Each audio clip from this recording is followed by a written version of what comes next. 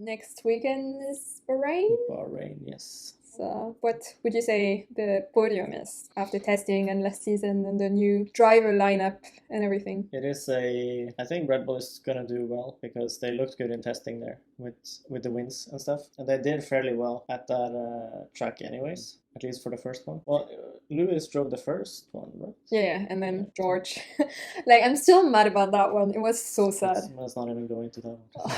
Too painful. It's like, yeah, I don't know. Mercedes, not messing up a single time during all the previous races. And then, when George actually has a shot at winning a race, then they put the wrong tires on. No can do. Like, let's not do like every other time. Yeah. No, so I think I also think Aston is going to be good there because regardless of if it was Sergio in the car last year, but he was on his way for third place in the first, but then his engine true. blew, and then Albon inherited the third place. So let's say first place it will be Lewis.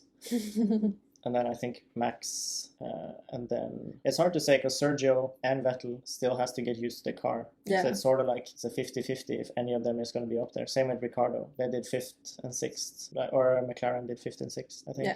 So I think like those 4 teams is going to be up there fighting.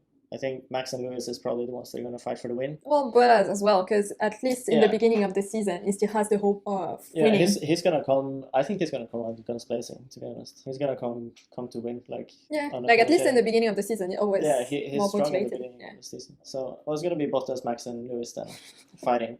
And then it's sort of like, but I feel like whoever, like Ricardo, Lando, Stroll, I don't think he can be there, but he's probably going to crash. But Vettel, if he has control of the car, he can be up there. Well, it wasn't doing so hot during testing. Yeah, well, it's not really his fault. Like, the car was in the garage for most of the time.